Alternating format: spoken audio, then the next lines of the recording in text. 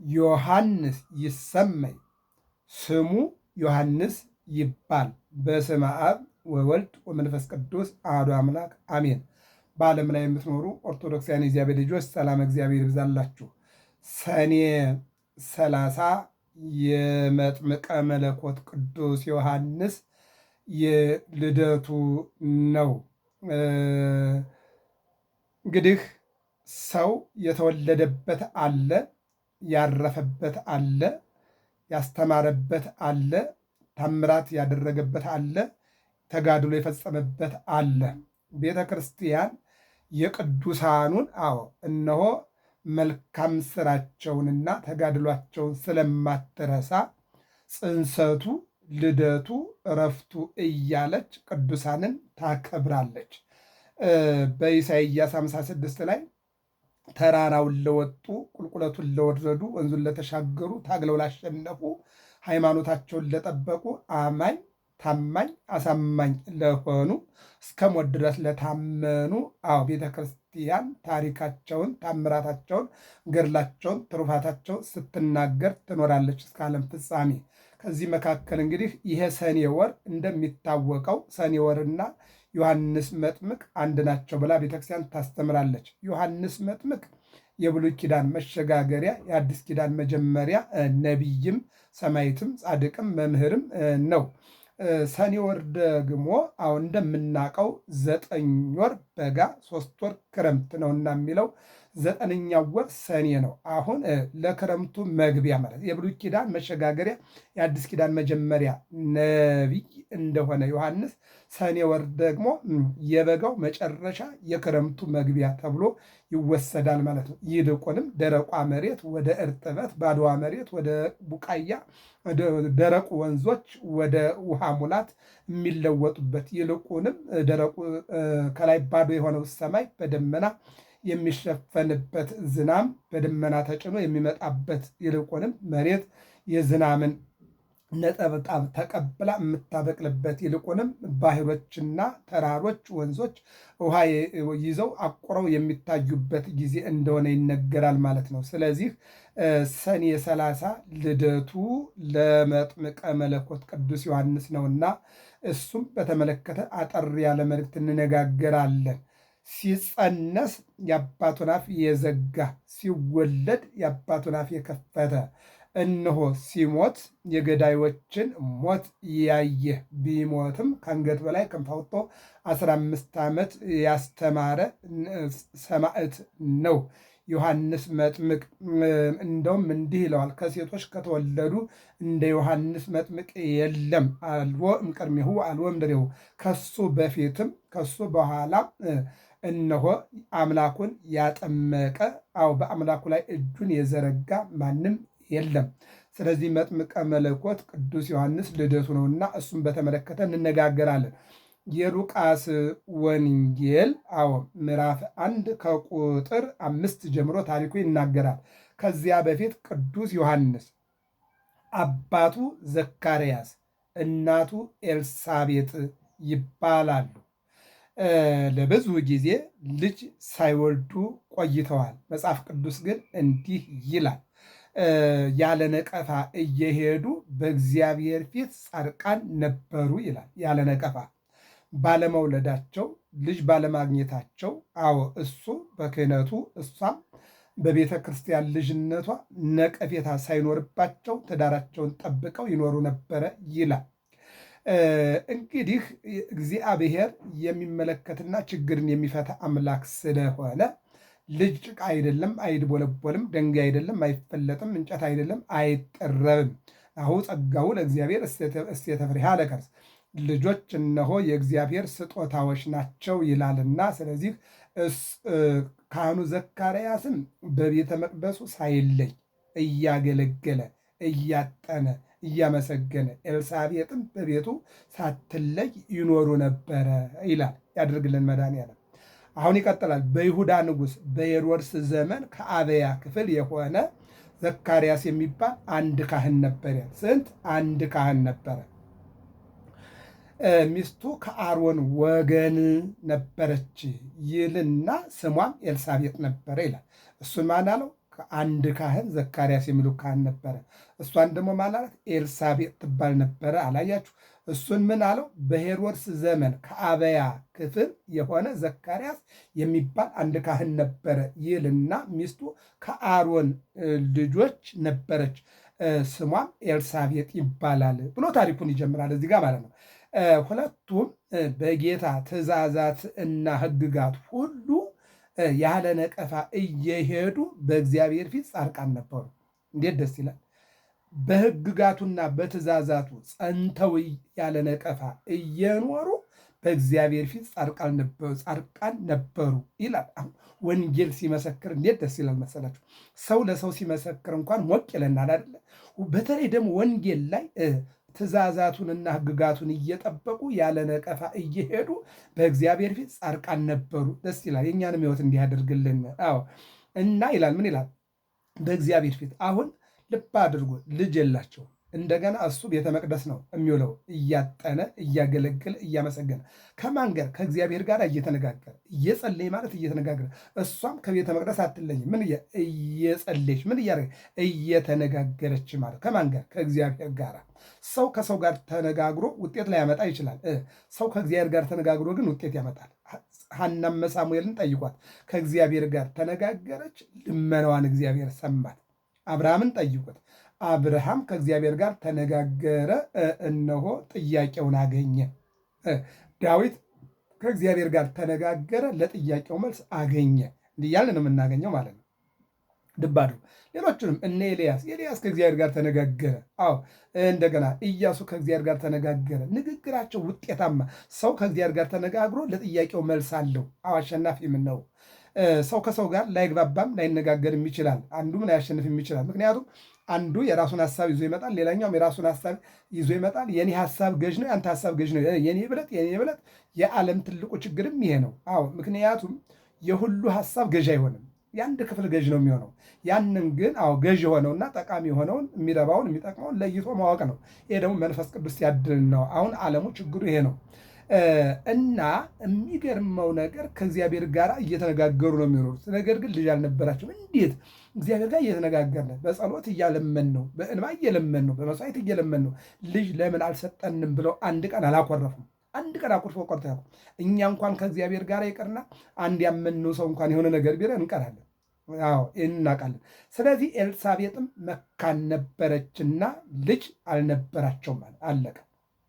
ኤልሳቤጥም መካን ነበረችና እነሆ ልጅ አልነበራቸውም ይልና ሁለቱም በዕድሜያቸው አርጅተው ነበረ ይላል። ልብ አድርጎ ሁለቱም በዕድሜያቸው አርጅተው ነበረ ማለት አሁን ሴት ልጅ የምትወልድበት ዘመን አለ። ከዚያ በላይ አትወልድም ብለን የምንናገረው ነገር አለ።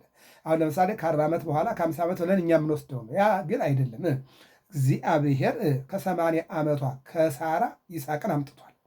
እንደገና ከራሄል ዮሴፍንና ቢንያምን አምጥቷል እግዚአብሔር 50 ዓመት ከሆነ በኋላ። ሐና ላይ አንዱ ሁለት የሆነ ሳሙኤል ቤተ መንግስትና ቤተ ክህነትን የያዘ አንዱ 5 ልጆች ወልዳ 7 ልጆች ተብለውላታል። ሳሙኤል ስለ 2 ተቆጥሮ እስመ መካን ወለደ 7 ያለው ለዚያ ነው ማለት ነው። 5 ወልዳ እነሆ ሳሙኤል እንደ 2 ተቆጥሮ 7 ልጆች መካኗ ተብላለች ማለት ነው። ፍጻሜው ግን ለድንግል ማርያም ወይም ደግሞ የእመቤታችን የሐና እመ ማርያም የእመቤታችን የድንግል ማርያም እናት ሐና ለእሷም ተነግሯ አሐቲ ይእቲ ለማ ለእናቷ አንዲት ናት። ወሪት ይእቲ ለእንተ ወለደታ 7ኛ የዘር ደረጃ ናት። 6ኛ ላይ ደርሳ 7ኛ እመቤታችን ተወልዳለች፣ ከሐና ተወልዳለች ማለት ነው። ይህን ይናገራል እና እርሱም በክፍሉ ተራ በእግዚአብሔር ፊት ሲያገለግላል። በማን ፊት? በእግዚአብሔር ፊት። አዎ በእግዚአብሔር እርሱም በክፍሉ አለ። ተራ አለው። የካህናት አገልግሎት ተራ አለ። እርሱም በክፍሉ በተራው በእግዚአብሔር ፊት ሲያገለግል ይልና እንደ ካህናት ስርዓት ቤተ ክርስቲያን በዓላትን የምታከብርበት ስርዓት አለ። ስርዓቱ የምትፈጽምበት ደግሞ በዓላት አሏት ማለት ነው። ለምሳሌ የዮሐንስን በዓል ልደቱን በልደት እረፍቱን በእረፍት ብላ ነው የምታስተምረው፣ ስርዓቱ የምትሰራው ማለት ነው። እና ያ ክብረ በዓል ከሆነ የክብረ በዓል ስርዓት ነው። ወራዊ ከሆነ ወራዊ ስርዓት ነው። እሑድ ከሆነ የእሑድ ስርዓት ነው። ዘወትር ከሆነ የዘወትር ስርዓት ነው ማለት ነው። የከሰዓት ቅዳሴ ከሆነ የከሰዓት ነው። የጧት ከሆነ ደግሞ የጧት ስርዓት አላት ማለት ነው። እና እንደ ካህናት ስርዓት ወደ ጌታ ቤተ መቅደስ ገብቶ ለማጠን ዕጣ ደረሰበት ይላል። ተጣጥለው እየገቡ ያገለግሉ ነበርና በዚህን ቀን መቼም መስከረም 26 ቀን ዕጣ ሲጣጣሉ ወፃ ዕፃ ላይ ለዘካርያስ ካህን በዘካርያስ በካህኑ ላይ ዕጣ ደረሰውና ወደ ቤቱ መቅደሱ ገብቶ ያጥንና ያገለግል ነበረ ይለንና በዕጣንም ጊዜ ሕዝቡ ሁሉ በውጭ ቁመው ይጸልዩ ነበረ። አዎ እሱ ያስታኩታል፣ ያሳርጋል፣ ያጥናል። ሕዝቡ ደግሞ በቅድስቱም እንደገና በማህሌቱም ሆነው ዙሪያውን ከበው አዎ ይደሎ ይደሎ ይደሎ አሜን አሜን አሜን ይሁንልን ይደረግልን እያሉ እነሆ ያመሰግኑ ነበረ ይላል። የጌታ መልአክ በዕጣኑ መሰዊያ ቀኝ ቆሞ ታየው። ልብ አድርጉ። በዕጣኑ መሰዊያ ቀኝ ቆሞ በቤተ መቅደስ ሲያጥን እነሆ ለዘካርያስ ማን ታየው? መልአኩ ታየው ይላል። ይቀጥልና መልአኩም እንዲህ አለው። አዎ እነሆ መልአኩ ለማን ታየው? ለዘካርያስ ታየው። ምን ሆኖ? በቀኝ በኩል ቆሞ ይላል። ዘካርያስም ባየው ጊዜ ፈርሃ ወደንገጸ። አዎ ያን ጊዜ ደነገጠ፣ ፍርሃትም ወደቀበት ይላል። ይህ እንግዲህ የእግዚአብሔር መላእክት በሰዎች ፊት ሲገለጡ ፍርሃት የተለመደ ነው። ለምሳሌ ሙሴ የዋህ ይልቁንም ደግሞ ትሁት ነው። አዎ አንድ ቀን ደብረ ሲና መልአኩን አግኝቶ ደንግጧል። ኢያሱ ጽኑ ይባላል፣ የጸና ነው። ነገር ግን መጽሐፈ ኢያሱ ምዕራፍ 5 ላይ የእግዚአብሔር መልአክ ቅዱስ ሚካኤልን አይቶ ደንግጧል። ከጠላት ወገን ከኔ ወገን ብሏል። ካንተም ከጠላትም አይደለሁም፣ ነገር ግን ልረዳህና 5 ነገሥታትን እንድታሸንፍ ላደርግህ መጥቻለሁ ብሎት ደስ ብሎት ሰግዶለታል ማለት ነው። ይህን ሌላው እንውሰድ። ትንቢተ ዳንኤል ምዕራፍ 8:15 ላይ ቅዱስ ገብርኤል ወደ ዳንኤል በሄደ ጊዜ ዳንኤል ደንግጦ ወድቋል፣ የወደቀውን አንስቶታል። ይህ በመስዋዕት ጊዜ እነሆ ጸሎትህ መስዋዕትህ አድርጎልሃል ብሎ ነግሮታል ማለት ነው። ስለዚህ መላእክት ወደ ሰዎች ሲመጡ ሰዎች የመደንገጥ ባህሪ ይታያል ብዙ ጊዜ ማለት ነው። ስለዚህ ምን አለ? ዘካርያስ ደነገጠ ይልና እነሆ መልአኩም እንዲህ አለው፣ ዘካርያስ ሆይ ጸሎትህ ተሰምቶልሃልና አትፍራ። ምን አለው?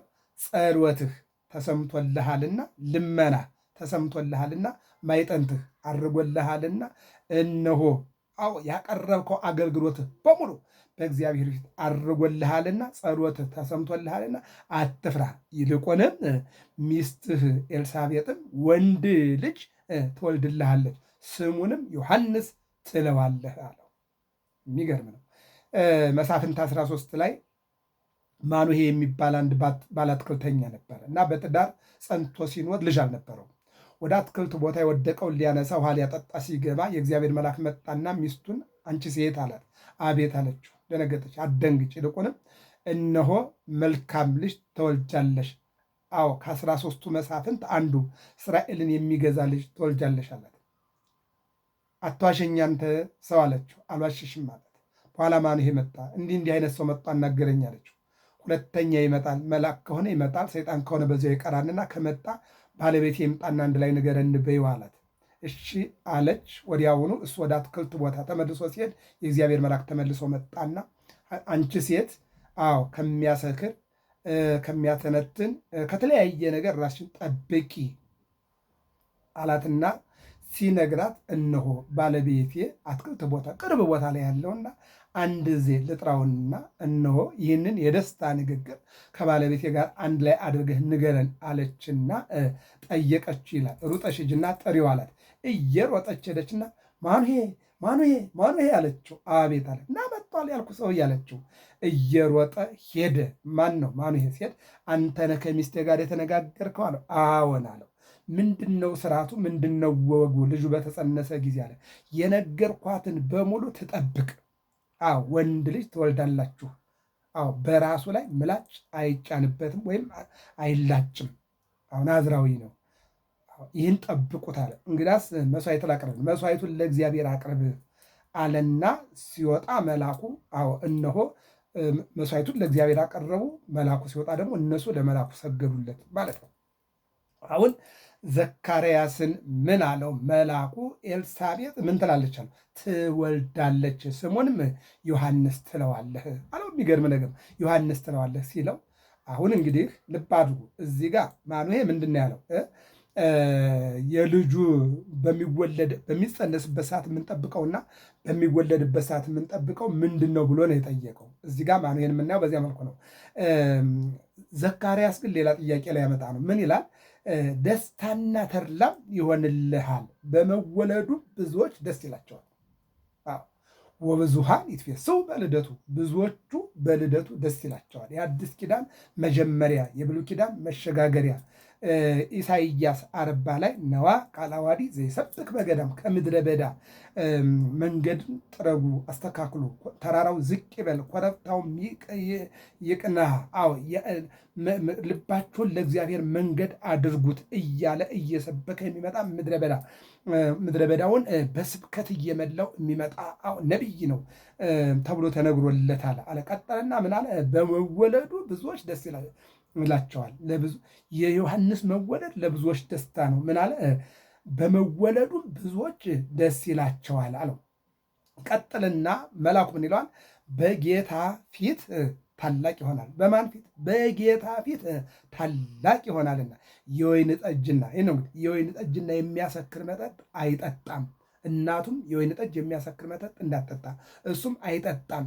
ገናም በእናቱ ማኅፀን ሳለ መንፈስ ቅዱስ ይሞላበታል። ገና በእናቱ ማኅፀን ሳለ መንፈስ ቅዱስ ይሞላበታል። ምንድን ነው? ቀደስኩከ ከርሰ እምከ ከመ ትኩን መምህረ ለአሕዛብ ኤርምያስ 1:8 ላይ ኤርምያስ ምን አለው? ገና በእናቱ ማኅፀን ሳለህ እኮ ነው። በእናትህ ማኅፀን ሳለህ የአሕዛብ መምህር እንድትሆን ቀድሼሃለሁ፣ መንፈስ ቅዱስ ሞልቼብሃለሁ፣ ቀድሼሃለሁ አለ።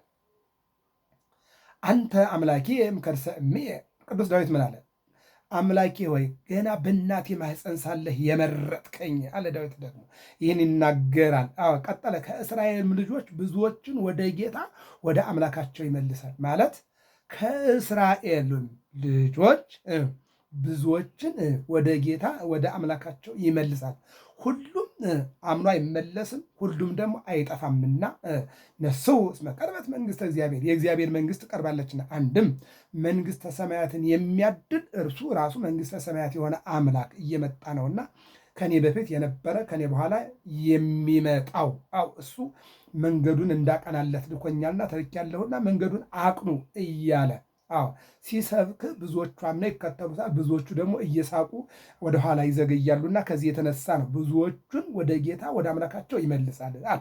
ቀጠለና እርሱም የተዘጋጁትን ሕዝብ ለጌታ እንዲያሰናዳ የአባቶችን ልብ ወደ ልጆች የማይታዘዙትንም ወደ ጻድቃን ጥበብ ይመልስ ዘንድ በኤልያስ መንፈስና ኃይል በፊቱ ይሄዳል። ልብ አድርጉ።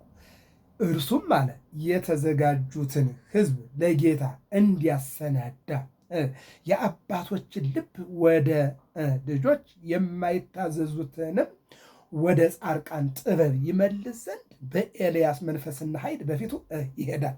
በነገራችን ላይ በቤተ ክርስቲያናችን አስተምሮ ከብሉይ ኪዳን እንደ ኤልያስ ከአዲስ ኪዳን እንደ ዮሐንስ መጥምቅ ደፋር የለም። ኤልያስ አክዓብንና ኤልዛቤል ገዳዮች ናቸው በባህሪያቸው ማለት ነው። ኤልዛቤል ጨካኝ ናት። ኤልዛቤል ናት። አሁን እነሆ እነሱ ምንድን ነው ያላቸው? በዓል አምላክ ከሆነ በዓልን እናምልክ፣ እግዚአብሔር አምላክ ከሆነ እግዚአብሔርን እናምልክ፣ ያለበለዚያ ግን እስከ መቼ ድረስ እነሆ ኢየሩሳሌምን እየገለባበጣችሁ ትኖራላችሁ ብሎ ፊት ለፊት የተጋፈጠ ነብይ ነው። በዚህን ጊዜ መስዋዕት አቀረቡ። መጀመሪያ ያቀረበው አክዓብ ነው። የሚገርመው ነገር የኤልዛቤል አክዓብ ሰራተኞች አቀረቡ። ጣዖት ነውና መስዋዕቱን ከሰማይ እሳት አውርዶ ሊያበላላቸው አልቻለም።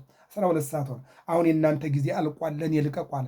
እሱ ግን ምን አደረገ? እነሆ እንጨቱን ረበረበ፣ ጉድጓድ አደረገ፣ ከላዩ ላይ ውሃ ደፋ፣ በጉድጓዱ ውሃው ሞላ። የእነሱ ግን ምንም ነገር ደረቅ ብቻ ነው።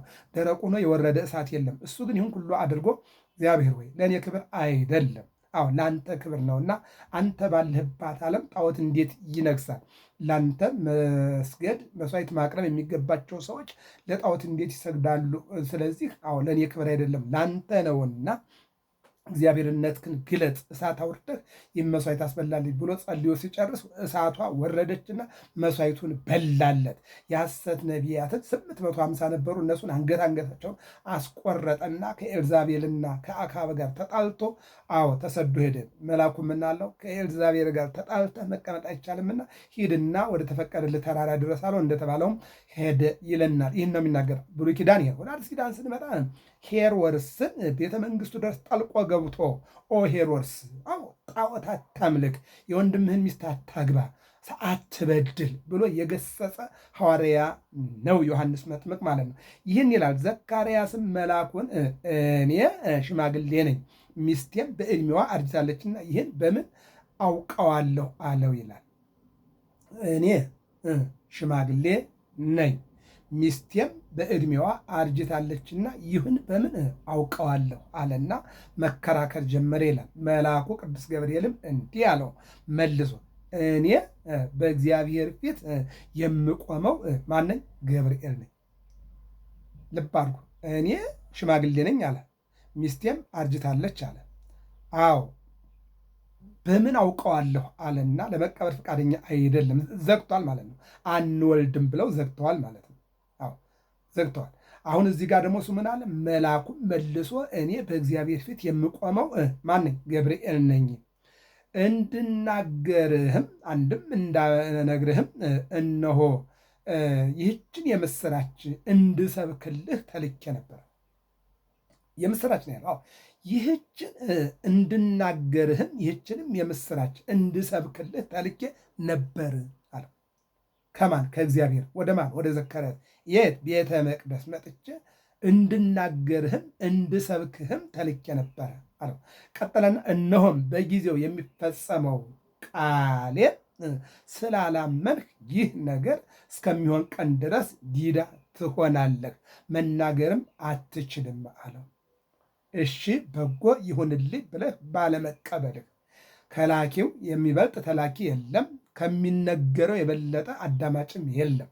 እኔ ላከኝ እግዚአብሔር ነው፣ የተላኩ ደግሞ ቅዱስ ገብርኤል ነኝ። የተላኩለት ደግሞ አንተ ካህኑ ዘካርያስ ነህ። እኔ እግዚአብሔርን እሺ አደርሳለሁ ብዬ እንደመጣው አንተም ደግሞ ይሆንልኝ ማለት ስትችል እንዴት ይሆናል ብለህ ስለተከራከርክ በወቅቱና በጊዜው የሚሆነውን ባለማመንህ አፌ ዲዳ ይሆናል። ሕፃኑ እስከሚወለድ ድረስ ዲዳ ትሆናለህ። ሕፃኑ ግን ፈቃዱ የእግዚአብሔር ነውና ይወለዳል አለው። ሕዝቡም ዘካርያስን ይጠብቁት ነበረ ይልና ነበር። በቤተ መቅደስም ውስጥ ስለዘገየ ይደነቁ ነበረ። ከመላኩ ጋር እየተከራከረ እየተነጋገረ ዘገየባቸው። ምሁኖ ዘገየ እያሉ ሕዝቡ እነሆ ዓይናቸውን ሰቅለው ዘካርያስን ይጠብቁት ነበረ። ዘገየሳ እያሉ ይደነቁ ነበር። በወጣም ጊዜ ሊነግራቸው አልተቻለም። ጆሮም አፉም ተያይዟል። ምክንያቱም አፍና ጆሮ አንድ ነው። አፍ ተናጋሪ ነው፣ አዳማጭ ነበር። ጆሮ ተናጋሪ አዳማጭ ነው። አፍ ዝም ካለ ጆሮ አይሰማም። ጆሮ ዝም ካለ አፍ አይናገርም ማለት ነው። ዲዳ ማለት ይሄ ነው እንግዲህ። ስለዚህ በወጣ ጊዜ ሊነግራቸው አልቻለም ይልና በቤተ መቅደስም ራእይ እንዳየ አስተዋሉ። እርሱም ይጠቅሳቸው ነበር፣ ዲዳም ሆኖ ነበር።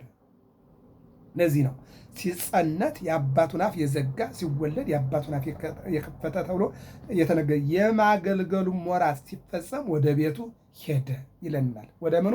ወደ ቤቱ ሄደ ይላል። በዚህን ጊዜ ነው እንግዲህ እነሆ ኤልሳቤጥ መስከረም 26 ቀን ዮሐንስ መጥምቅን ጸነሰች። መጋቢት 29 ቀን 6 ወር ለኤልሳቤጥ ሲሆናት እነሆ ቅዱስ ገብርኤል ወደ ድንግል ማርያም ተላከ። ጸጋን የተመላሽ ወይ ደስ ይበልሽ አላት። ከሴቶች ተለይተሽ የተባረክሽ ነሽ አላት። የማኅፀንሽ ፍሬ ቡሩክ ነው አላት። ትጸንሻለሽ፣ ትወልጃለሽ፣ ስሙንም ኢየሱስ ትይዋለሽ አላት። የምትነግረኝን ነገር እሺ በጎ ብዬ ለመቀበል እነሆ ወንድ ስለማላቅ ይሄ እንዴት ይሆንልኛል አለችው። ዘካርያስ ምንድን ነው ያለው? እኔም አርጅቻለሁ፣ እኔም ሸምግያለሁ፣ እሷም አርጅታለች፣ ምን ምልክት አለኝ ነው ያለው። ልብ አድርጉ። አሁን ድንግል ማርያም ምን አለች? ወንድ ስለማላቅ የምትነግረኝን ይሁንልህ ብዬ ለመቀበል እንዴት እችላለሁ አለችው። መንፈስ ቅዱስ ይመጽእ ኃይለኪ፣ መንፈስ ቅዱስ ወደ አንቺ ይመጣል፣ የደውን ኃይል ይጋርድሻል፣ ከአንቺ የሚወለደው ከሦስቱ አካል አንዱ ቅዱስ ነው አለና ነገራት። ይህንም ዝም ስትለው አብርሃምና ሳራ ከሸመገሉ በኋላ ይስሐቅን እንደወለዱ ነገራት። አሁንም ዝም አለችው። ወናሁ ኤልሳቤጥን ተማዝማድኪ ይእቲኒ ጸንሰት፣ እነሆ ኤልሳቤጥ ከወገኖችሽ ወገን የሆነችው አክስትሽ ከጸነሰች ስንት ቀኗ ነው? 6 ወሯ ነው አለ። አመጣ 6 ወሯ ነው አለና ነገራት። ቀጠለና አሁንም አልሰማው ስትል ለዚያውስ ለእግዚአብሔር የሚሳነው ምን አለ አላት። በዚህ ጊዜ ይኩነኒ በከመ ትቤለኒ፣ እንደ ቃልህ ይሁንልኝ ያለችው አካላዊ ቃል መጣና ቃል መለኮት ማለት ነው በማኅፀነ ድንግል ማርያም ከስጋዋ ስጋ ከነፍሷ ነፍስ ተዋሃደ። መጋቢት 29 ቀን ወዲያውኑ ወተንሳት ማርያም ፍጡነ በውእቱ መዋዕል፣ ወዲያውኑ ተነሳችና ስለ 3 ነገር ወደ ኤልሳቤጥ ሄደች። አንደኛ ዘካርያስ ታሟል ተብሎ ተነግሯት ነበርና ልታየው፣ ሁለተኛ ነገር በ3 ይጸናልና ኤልሳቤጥ የጌታዬ እናት ዮሐንስም እንደሚሰግድላት ነበርና ሄደች። ሁለተኛው ማለት ሶስተኛው እነሆ የኤልሳቤጥ መጽነስ ማየት አለበት። እውነት ነው ወይ? ችግሯ ተወግዶላታል፣ ነቀፌታዋ ተወግዶላታል ላክስቴ ብላ ወደዚያ ሄደች። ወደ ማን? ወደ ኤልሳቤጥ ሄደች ይለናል። በዚህን ጊዜ ነው አዎ እነሆ እምከርሰ እሙ ሰገደ፣ አዎ እምከርሰ እሙ ሰገደ አዎ ይለዋል። አንተራጸ ወሰገደ ወልደ መካን ወልደ ድንግልም ይለዋል። አዎ እነሆ ኤልሳቤጥ እመቤታችን ባየቻት ጊዜ በመንፈስ ቅዱስ ተመልታ እነሆ ምንተሩም ከመ ትምጽእ ኀቤ እሙ ለእግዚእየ፣ የጌታዬ እናት ወደ እኔ ትመጣ ዘንድ እንዴት ይሆንልኛል? የማን እናት?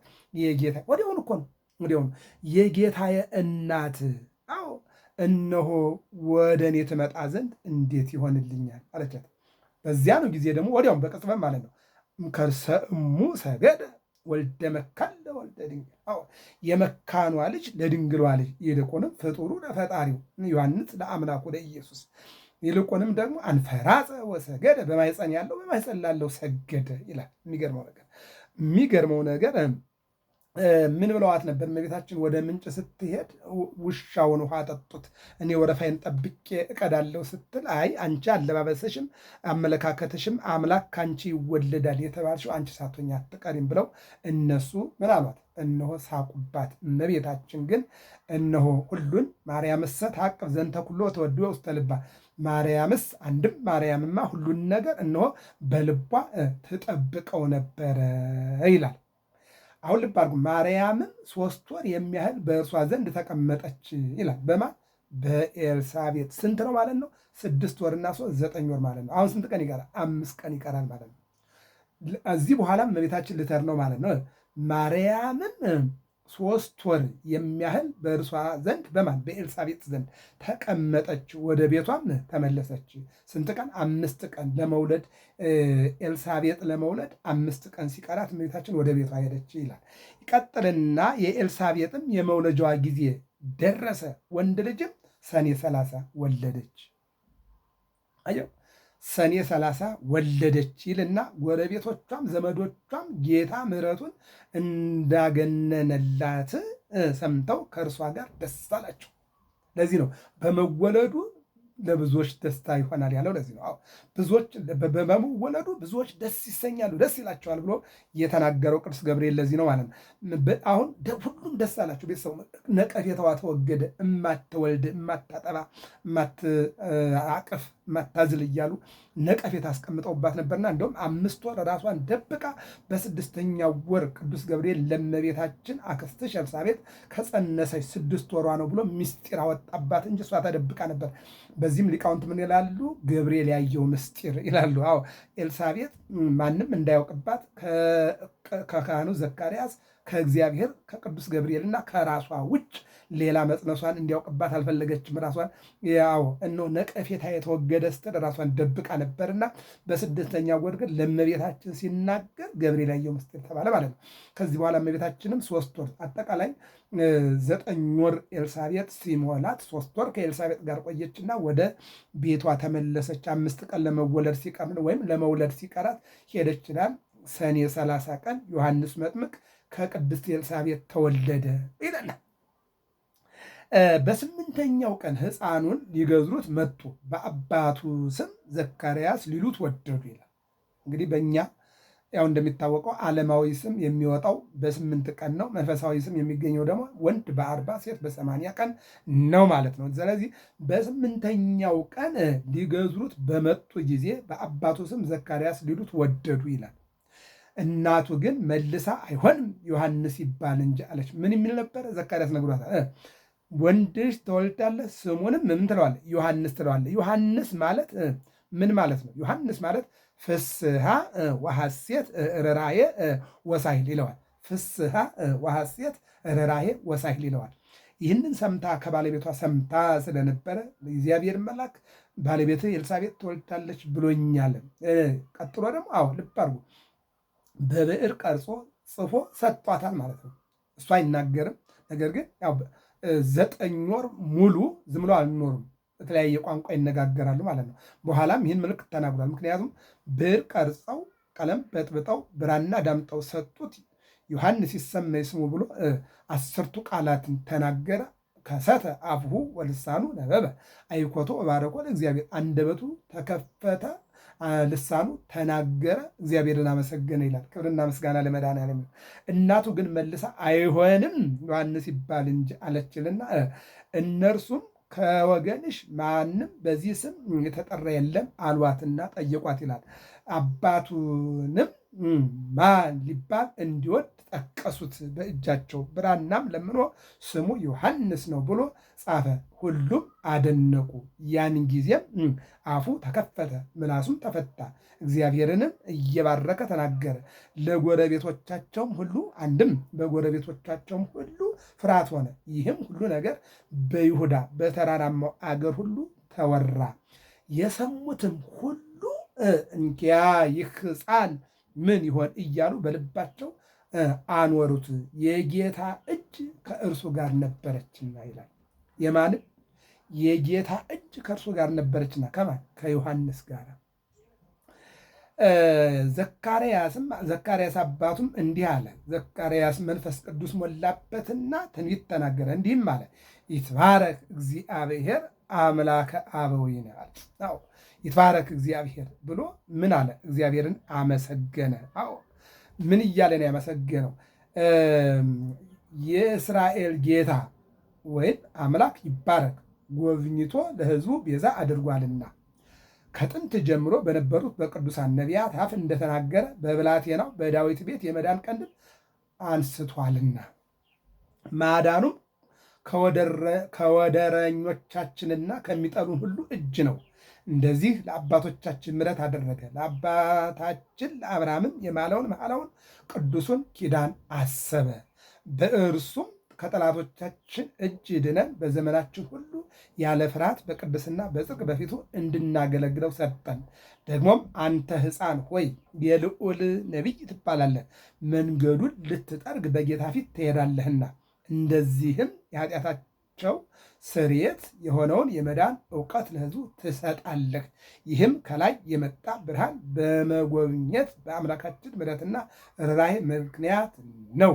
ብርሃኑ በጨለማና በሞት ጥላ ተቀምጠው ላሉት ያበራል፣ እግሮቻችንንም በሰላም መንገድ ያቀናል። ሕፃኑም አደገ፣ በመንፈስም ጠነከረ፣ ለእስራኤልም እስከታየበት ቀን ድረስ በምድረ በዳ ኖረ ይልና ታሪኩ ይናገራል። እነሆ ጌታና ዮሐንስ መጥምቅ የሚበላለጡት 6 ወር ነው። 2 ዓመት ከ6 ወር ሲሆናቸው በሄሮድስ ምክንያት ጌታ ወደ ግብፅ ወደ ኢትዮጵያ ከእመቤታችን ከድንግል ማርያም ከዮሴፍ ከሰሎሜ ጋር፣ ዮሐንስ ደግሞ ከኤልሳቤጥ ጋር ወደ ሲና ተሰደዱ። ጌታ በ3 ዓመት ከ6 ወሩ ከእናቱ ጋር ተመልሶ ወደ ናዝሬት ገባ። የዮሐንስ እናት ኤልሳቤጥ በምድረ በዳ በሲና ተራራ አረፈች። በዚያ አድጎ 30 ዓመት ከ6 ወር ሲሆነው እየሰበከ መጣ። ተራራው ዝቅ ይበል ኮረብታውም ይቅና፣ መንግሥተ ሰማያት ቀርባለችና ንስሐ ግቡ እያለ እያስተማረ መጣ። እኔ ለንስሐ ለስርየት ለማቅረብ አስተምራችኋለሁ። ከእኔ በኋላ የሚመጣው ግን የኃጢአት ስርየት የሚያደርግ ልጅነትን የሚሰጥ መንግሥተ ሰማያት ራሱ የሆነ መንግሥቱን የሚያድል ይመጣል እያለ ተናገረ። ሕዝቡ ምን እናድርግ እያሉ እየተጠመቁ በእሱ እያመኑ መጡ። በኋላ እነሆ ያልኳችሁ ከኔ በፊት የነበረ ከኔ በኋላ ይመጣል ያልኳችሁ እሱ ነው አለና ሕዝቡንና ጌታን አስተዋውቆ እነሆ ጌታ ኢየሱስ ክርስቶስን በዮርዳኖስ ወንዝ አጥምቆ አዎ ጌታም ከእሱ ተጠምቆ ዮሐንስን የወንጌል አገልግሎቱን እነሆ በሰፊው አገልግሎ ብዙ ሐዋርያትን እያስተማረ እያቀረበ እያሳወቀ ከቆየ በኋላ እነሆ በሚያስተምረው ጠጣር ትምህርትና በሚገስጻቸው ከፍ ያለ የግሳጼ ትምህርት የተነሳ ይልቁንም ንጉሱን ሲገስጽና ከንጉሱ ጋር ፍቅር የያዛትን ሲገስጻት አይሆንም እያለ እስከ ጥግ ድረስ ሲናገር ደፋር ስለነበረ አሳሰረችው። ከዛም ደግሞ እነሆ መስከረም 2 ቀን አንገቱን አስቆረጠችው ማለት ነው። ባጭሩ ሲጸነስ የአባቱን አፍ የዘጋ ሲወለድ የአባቱን አፍ የከፈተ ሲሞት ደግሞ ሄሮድያዳ ወለተ ሄሮድያዳ እናትና ልጅ ያስገደሉትን መሬት ተከፍታ እንድትውጣቸው ያደረገ ሄሮድስንም እንደዚሁ በክፉ አሟሟት እንዲሞት ያደረገ ነቢይ ነው። ሰኔ 30 ቀን ልደቱ ለዮሐንስ መጥምቅ። አዎ እንግዲህ ዮሐንስ ይሰመይ ዮሐንስ ይባል። ዮሐንስ ማለት ፍስሐ ወሐሴት ርኅራኄ ወምህረት ማለት ነው። ገብረ መስቀል ሚዲያ ነው። ሰብስክራይብ፣ ላይክ፣ ሸር አድርጉ። እግዚአብሔር አምላክ ሀገራችን ኢትዮጵያን ሰላም ያደርግልን። አንድ ሲሆን 7 ድንግል ነው፣ ጻድቅ ነው፣ ባህታዊ ነው፣ ካህን ነው፣ መምህር ነው። አዎ እንደገና ደግሞ አዎ አጥማቄ መለኮት ነው። አዎ እነሆ ነቢይ ነው። አንድ ሲሆን 7 የሆነ ልጅ ነው። ለጊዜው ለሐና እመ ሳሙኤል መካኗ 7 ወለደች ተብሎ ተነግሮላታል። ፍጻሜው ግን የኤልሳቤጥ ልጅ ዮሐንስ 1 ሲሆን 7 ማለት ነው። ይህንን ይነግረናል ማለት ነው። ወስብሐት ለእግዚአብሔር።